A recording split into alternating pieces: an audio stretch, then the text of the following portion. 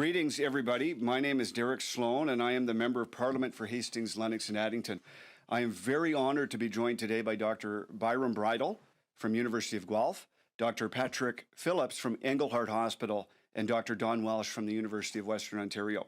These esteemed individuals will share their stories with you shortly, and I hope you have many questions to ask them. But first, I wish to make a brief statement. As many of you will already know, I have been among the most outspoken of all Canadian politicians with my concerns towards the way the federal government, in addition to our provinces and territories, have responded to the pandemic.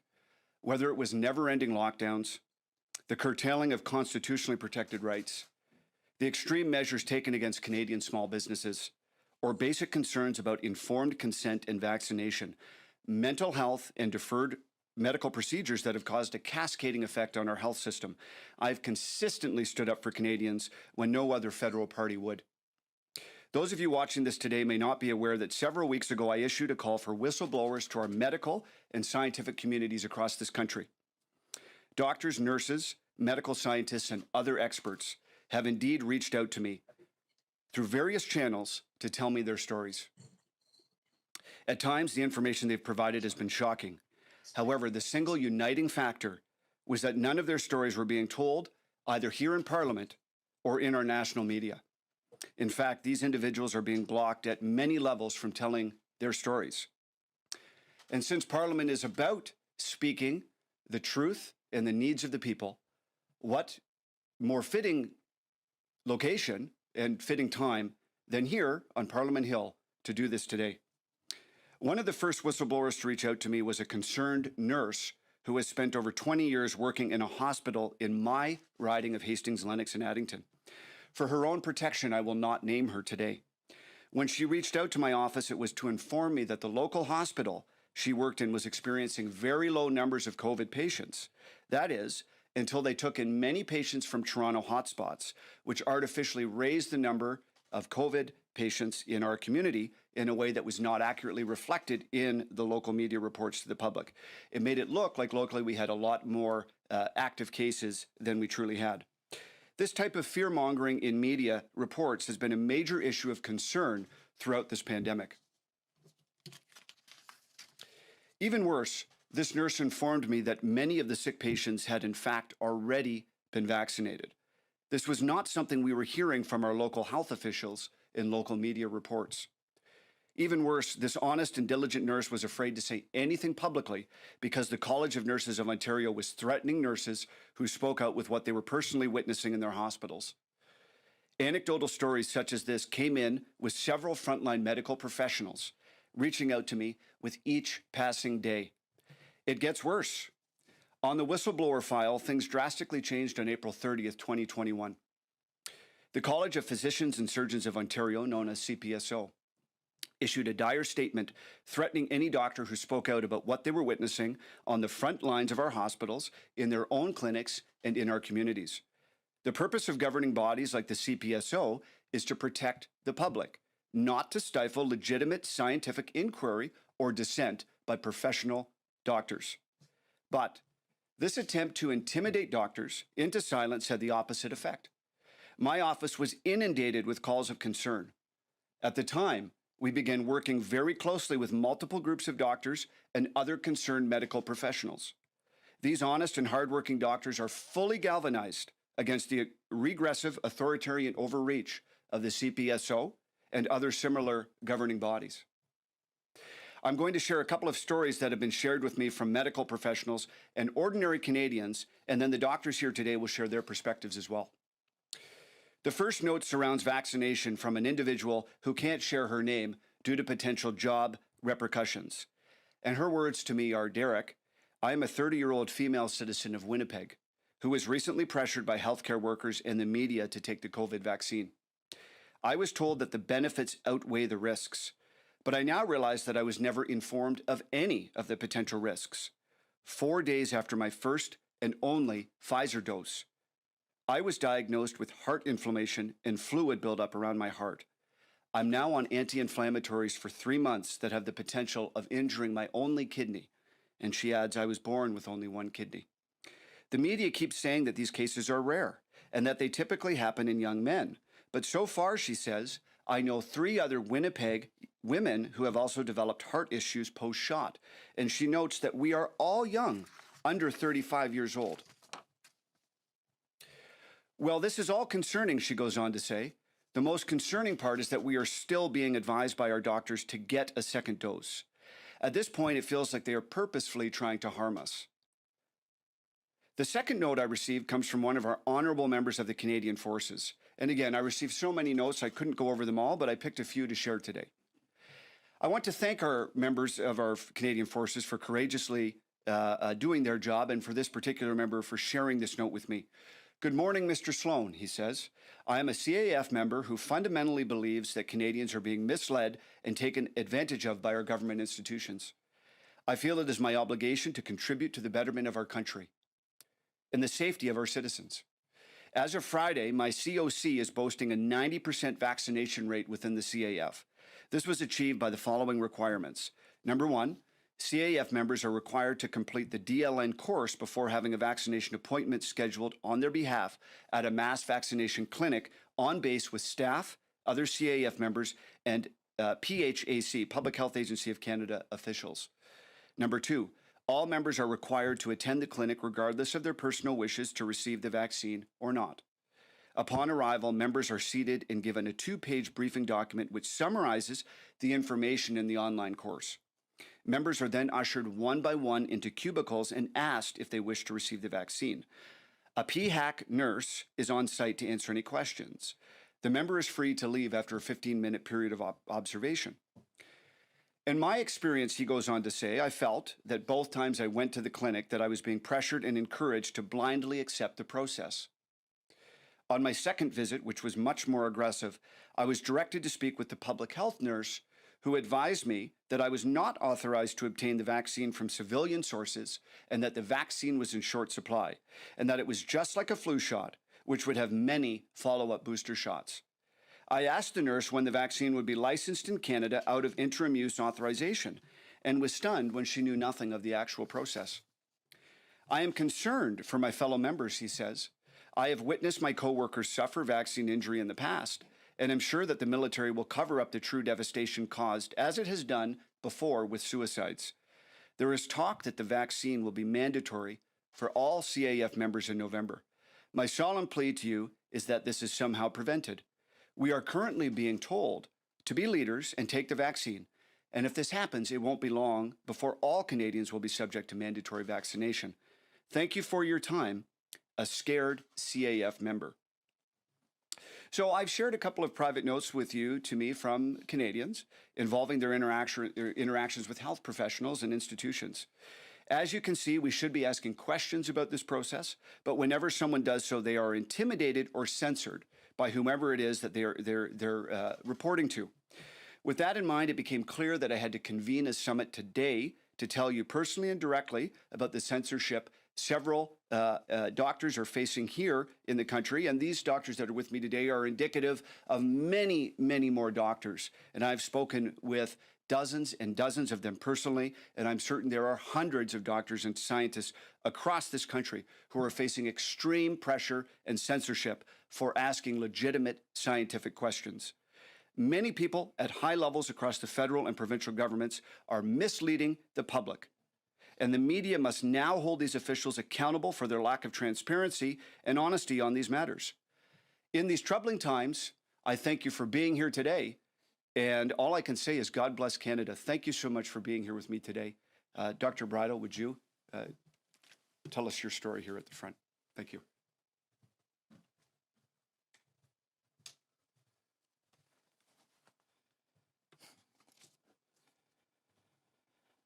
First of all, I'd like to thank MP Derek Sloan for giving me this opportunity to speak here today. Being able to speak openly about my ideas and my experiences is unfortunately an unusual experience. I'd also really like to thank Dr. Don Welsh and Dr. Patrick Phillips, who are standing shoulder to shoulder with me today. I really appreciate that. And indeed, I know that each of us is representing a huge number of people that are backing us. I'd also like to thank the Canadian public. I'm undergoing a very public smear campaign right now, and it's very difficult, but I am receiving hundreds of emails every day from people from all across Canada and also other parts of the world as well, which are very supportive. So I would say about for every vicious attack I receive, I'm probably getting about 50 notes of support and encouragement, and that's why I'm here today. So my name is Byram, and I am an associate professor of viral immunology at the University of Guelph. And since the pandemic was declared, I have been trying to serve as a voice of objective scientific opinion so that the public can make the most informed decisions for themselves possible when it comes to issues related to COVID-19. So I didn't have a problem with this. I'm a publicly, although I don't like being in front of people all that much. I tend to be more of an introverted individual. However, I am a publicly funded servant. So I'm a public servant. You pay for me, Canadians, from your tax dollars. I work at an academic institution which is publicly funded, and therefore I see it as my responsibility to Canadians that when they have questions, that they can come to me and ask the questions, and if they are pertinent to my areas of expertise, then I feel it's my responsibility to give the most informed answer that I can so that they can help make informed decisions.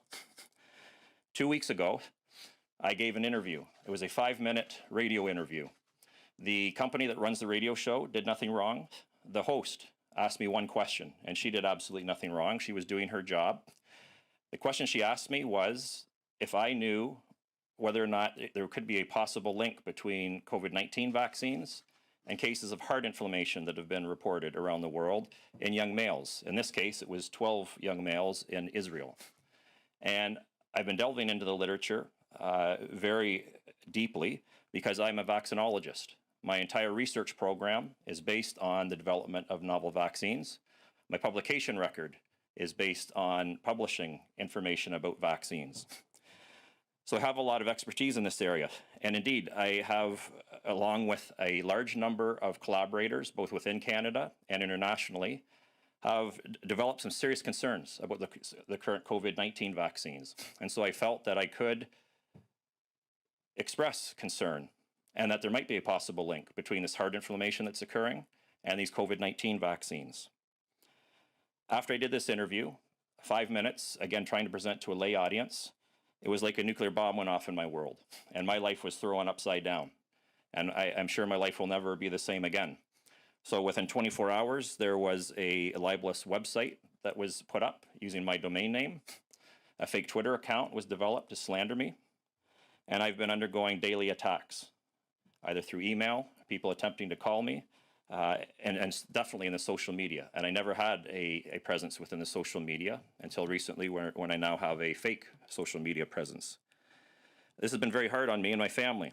For the first, I should also mention, I'm experiencing harassment, lots of harassment in the workplace. Now, with that said, I want to point out, I'm from the University of Guelph. The administration of my institution has made it very clear that they are very supportive of me. They honor and respect the basic tenet of academic freedom and freedom of speech. So for my institution, I really appreciate that. But there's colleagues of mine who have been harassing me, both in the social media and in the workplace.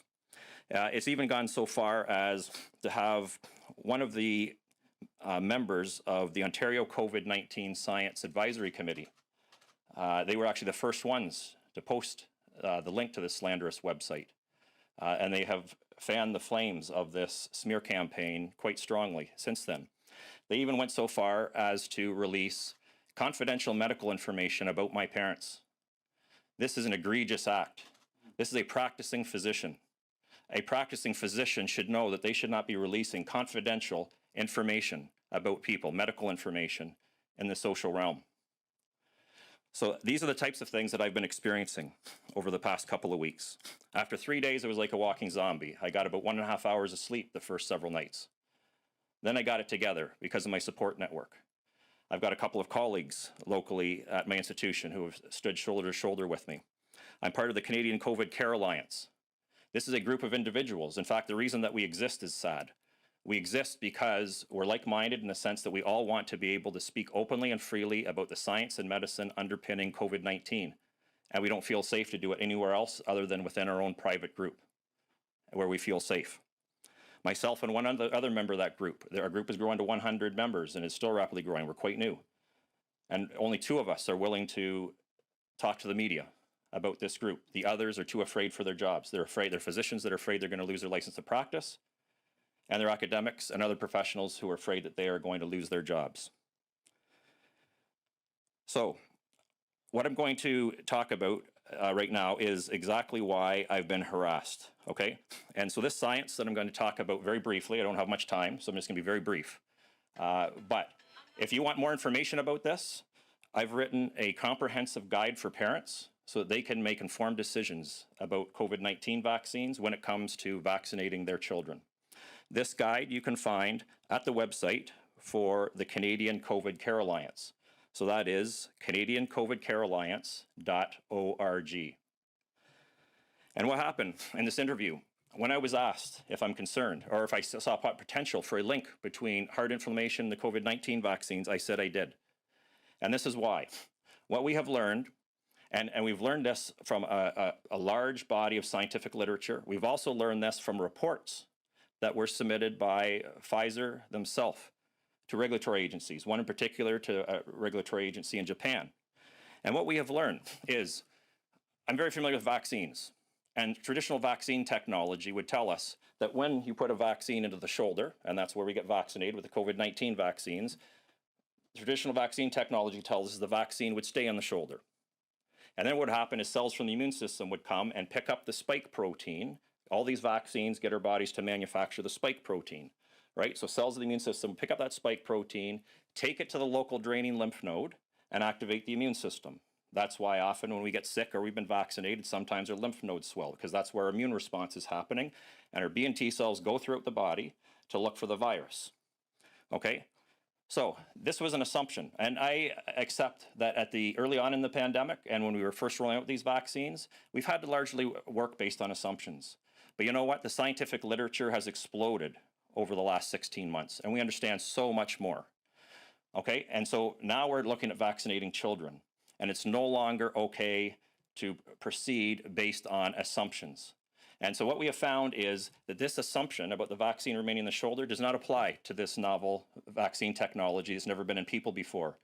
These messenger RNA vaccines get distributed throughout the whole body. What we have found, in fact, is that as little as 25% of the dose remains in the shoulder, and it traffics all over the body. Also, many of you might have heard of polyethylene glycol, because that is one of the components of the vaccine that sometimes people develop an anaphylactic shock to. Okay, the polyethylene glycol was put in this formulation. A lot of people don't realize these lipid nanoparticles, these little bubbles of fat that carry this little blueprint that helps our cells make the spike protein. Those lipid nanoparticles were actually originally designed to disperse throughout the body. They were designed to be gene therapy vectors and also carry drug cargo, especially into the brain, where it could be used to treat things like Parkinson's disease and Alzheimer's disease and brain cancers. That polyethylene glycol, just so that you know, is designed to help facilitate that spread throughout the body. You get about 5-fold greater spread throughout the body with the polyethylene glycol there. Do you know why? Because when the polyethylene glycol is there, it actually helps the lipid nanoparticles bypass the very cells of our immune system that are supposed to pick up the antigen and take it to our lymph nodes. So arguably, by having that polyethylene glycol there, not only are we promoting spread throughout the body, but we may actually be dampening the very functionality of the vaccine that we want. Okay, and a lot of this is speculation, of course. But what we do know for sure, what is not speculation, is this vaccine spreads throughout the body.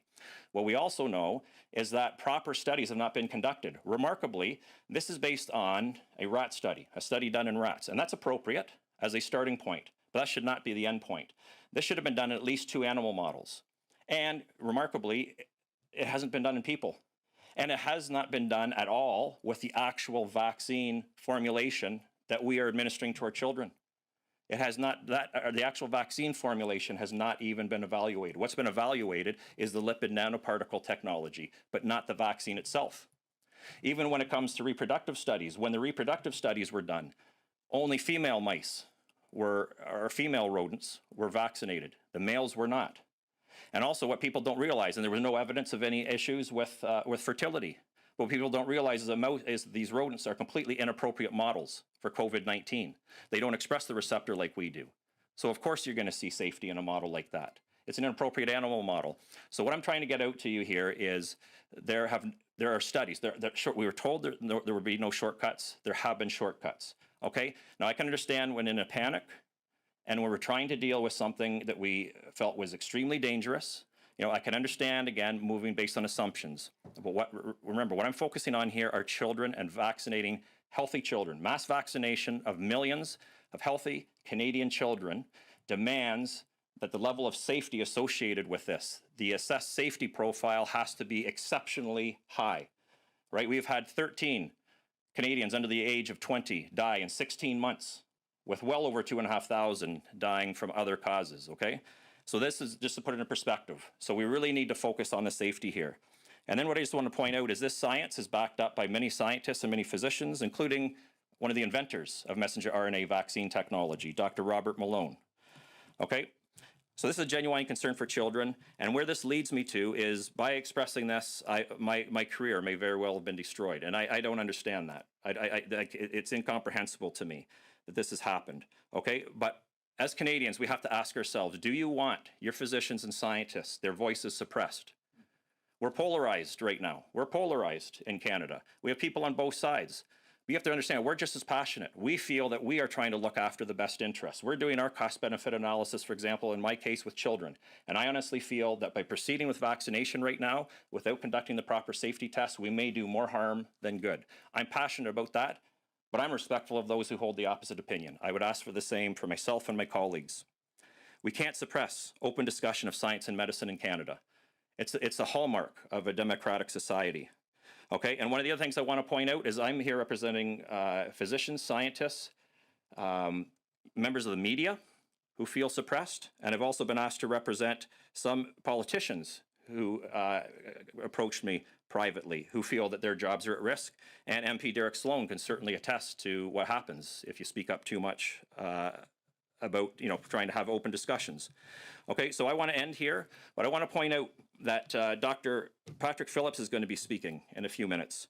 And I want you to know that he's one physician, but he represents hundreds. All right, I have been contacted by hundreds of physicians who support his viewpoint, and he is going to present with you some things that will allow us to safely pause these vaccines. Because somebody like Patrick Phillips and his colleagues have effective strategies for preventing and treating COVID-19 that would allow us to take a pause on these vaccines, okay? So right now, I don't recognize the country that I was born into, and I would simply ask all Canadians, please, right? I simply want us to learn to respect one another again. Thank you very much.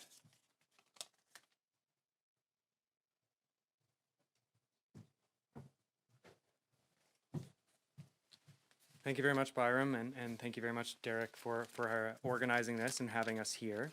I've been told we're pressed for time, so I will be brief. But I want to bring out my main point that I'm a family physician. I practice medicine in the town of Englehart, Ontario, primarily in the emergency department of Blanche River Health. And I first got into speaking out, seeing the massive harms from these lockdowns on my patients. I've never seen so many suicidal children. I've never seen so many cases of people coming into the emergency department for the first time with metastatic cancer. And seeing those harms, I made a decision to myself that I knew that I couldn't live with myself if I did not speak out. And the reason I was afraid to speak out was because there were rumors in the medical community that the college was coming after people who chose to do that. And I've had many brave predecessors before me, like Dr. Kulvinder Gill, who bravely spoke out anyways. But what happened this spring, on April 30th, the College of Physicians and Surgeons of Ontario came out with a very chilling statement, basically saying that it's the professional responsibility of all physicians not to communicate anti-vaccine, anti-masking, anti-distancing, and anti-lockdown statements and or promoting unsupported, unproven treatments for COVID-19.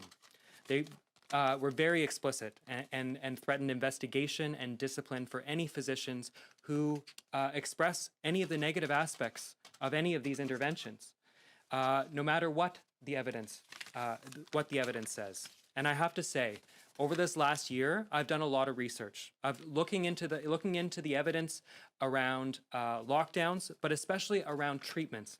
And I want to especially make a point around a few treatments. One of them, for example, is vitamin D, which our health minister has named fake news. But I want to emphasize that there's over 85 studies and 27 treatment trials. Many of these are peer-reviewed scientific literature that have shown a 56% reduction in mortality in patients who take vitamin D compared to those who don't for COVID-19. But even more so, because that was very early on, what we've learned in these last few months is about ivermectin. We have on our hands a very safe treatment that's won a Nobel Prize.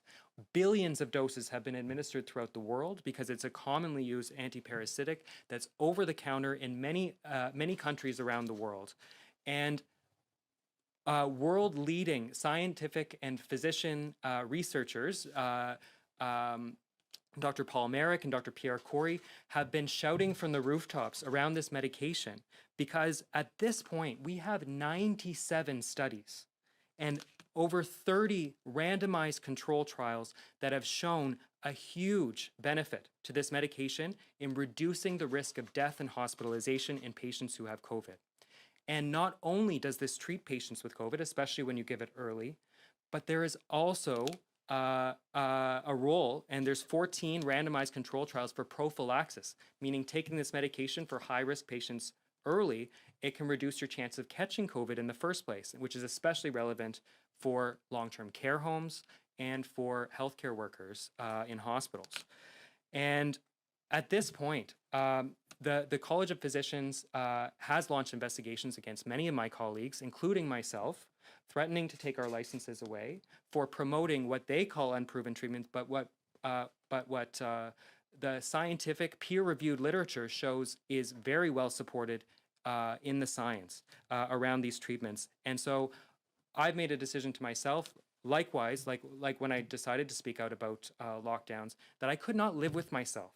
If I have a patient sitting in front of me who has COVID-19 and they can't breathe, or they're at high risk of being hospitalized or dying, I can't just stand in front of them knowing what I know, a 75% reduction in mortality, and not give this to my patients.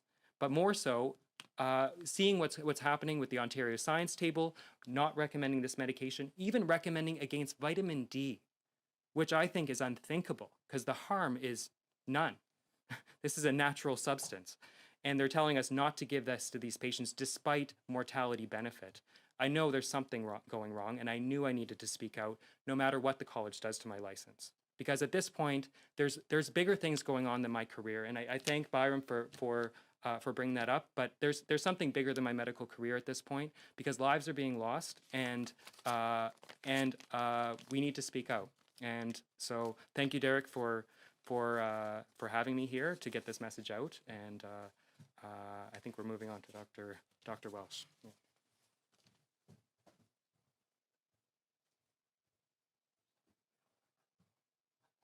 You're on mute, Dr. Welsh.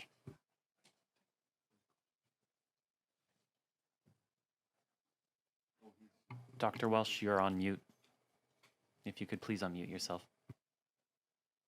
Hello? We can hear you. Okay, sorry. Thank you. My name's Dr. Donald Welsh. I'm a professor of physiology at the University of Western Ontario. And like Dr. Brittle and Phillips, I'm a public servant, and I have the privilege of speaking out and publicly addressing, I think, some concerns. I thought I'd start today by just considering some of the words of Richard Feynman, who was a physicist and Nobel laureate, who whimsically stated the following about science. If you don't make mistakes, you're doing it wrong. If you don't correct those mistakes, you're doing it really wrong. And if you can't accept you're mistaken, then you're not doing it at all. This axiom poignantly frames where we sit today, 15 months into a respiratory viral response. We have been told by the public health community to follow the science, but that science has been incorrect. And as a society, we are uncomfortable confronting this fact. Instead, we plow forward and we are subjected to obfuscation and misdirection. No one or no institution can ever proclaim to be an oracle in science. We uncover the truth through debate that is boisterous and sometimes unpleasant. But when reasoning is combined with transparency, science moves society forward in a productive manner. I want to be clear. Science has not been functioning properly for the last 15 months as we address COVID-19. Our public health community has proclaimed to know science and to provide unassailable solutions. Those solutions in the forms of NPIs, lockdowns, masks, track and trace, and social distance, perhaps well-intentioned, have largely failed, and they have created a remarkable list of harmships for Canadians that will take this country many years to recover from. The reason I and Dr. Brittle and Phillips are here today is because we want to reclaim what we love about science. In particular, I'm here to support Dr. Phillips and Brittle, who have worked hard to reveal what they see as the truth. Their thoughts on patient treatment and vaccination are well considered, backed with published data and informed by government databases. For this, they have been publicly attacked, openly ridiculed. Their academic and personal livelihoods have been threatened. This behavior is unacceptable in Canada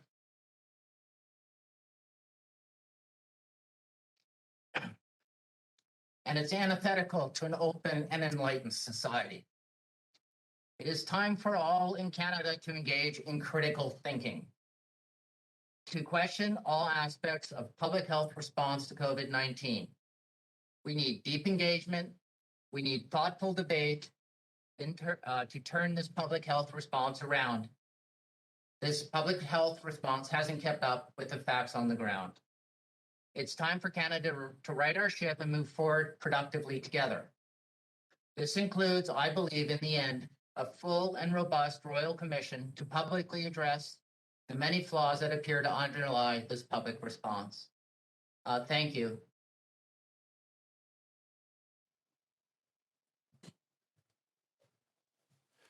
Thank you so much. What moving presentations. I am just stunned. Thank you so much for telling your stories. And we all, and I personally, I recommit to standing for what is true in this country, whatever the cost. Thank you so much for that. It was so moving. Thank you all for listening to this today. And I hope that this is spread far and wide until we see some sanity in this country once again. And we're ready for questions. Quick reminder to reporters, one question, one follow-up for reporters. Nous allons passer aux questions. Un petit rappel aux journalistes, une question de suivi. Operator, do we have a first question? See, please press star 1 at this time if you have a question. S'il vous plaît, appuyez sur les touches étoile 1. Maintenant, pour poser votre question, there will be a brief pause while the participant register for question. Il y aura un court délai vous permettant de vous enregistrer dans la file d'attente pour la période de questions. Thank you for your patience. Merci de patienter. Thank you. Merci. The first question, la première question, is from Rachel Emmanuel of High Politics. Please proceed. Your line is open. Good afternoon. Thank you for taking our questions. My first question is for Dr. Bridle and Dr. Phillips, whichever one of you cares to answer, maybe both of you. You've both spoken a lot today about the risks of speaking out against the dominating views on COVID-19 in Canada.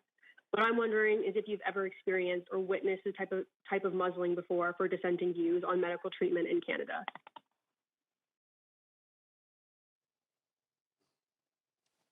I have to say, I've never seen this level of censorship before in Canada. At this point, we have what's basically a completely new technology with these vaccines that are being put out. We have completely new interventions such as lockdowns, which have never been used before in public health. And the fact that in these new treatments, in my experience, physicians are often skeptical of new treatments. I was taught that to be that way in medical school because many products have been pulled off the market after they were even actually fully approved, which these vaccines are not fully approved. And so I've always been taught in my medical training to be a little bit skeptical, to look at the evidence, look who's funding the evidence, and to look to make sure that we're not jumping the gun on some of these treatments, because often recommendations reverse themselves, such as on aspirin or other interventions. So this level of censorship in forbidding physicians to be able to speak about the harms of these interventions, this mixing of politics with medicine, is unprecedented, and I frankly think it's very dangerous. I haven't seen it before.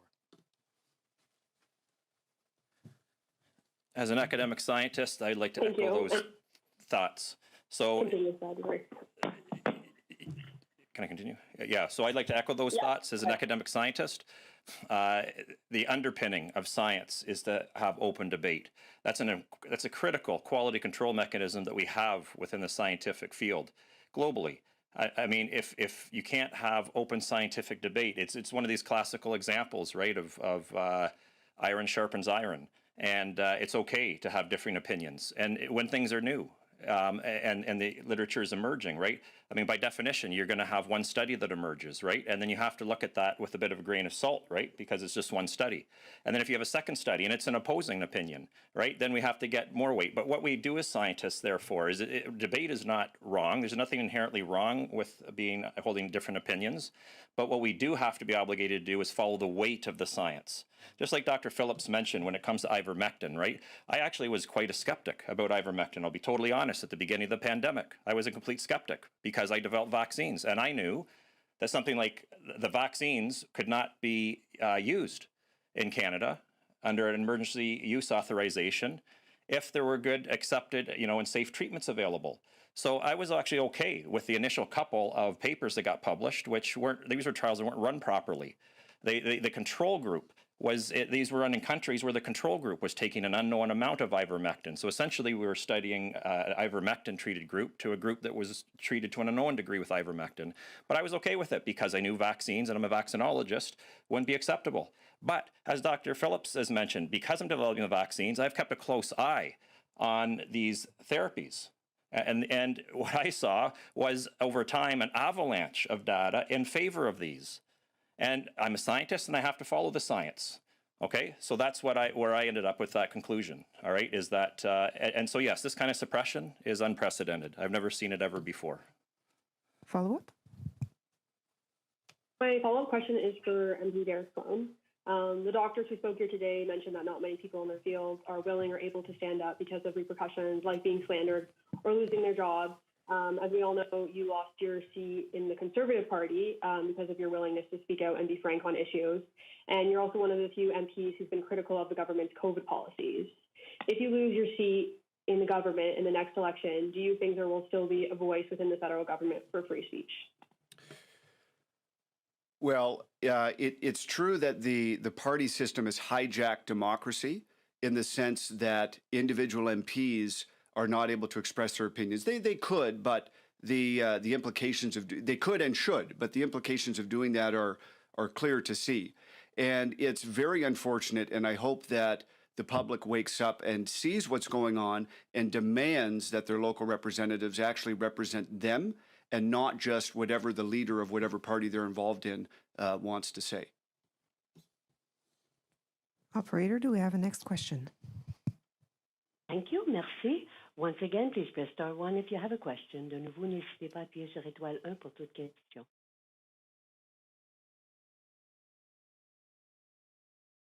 There are no further questions registered at this time. Nous n'avons plus de questions pour le moment. I would now like to return the meeting.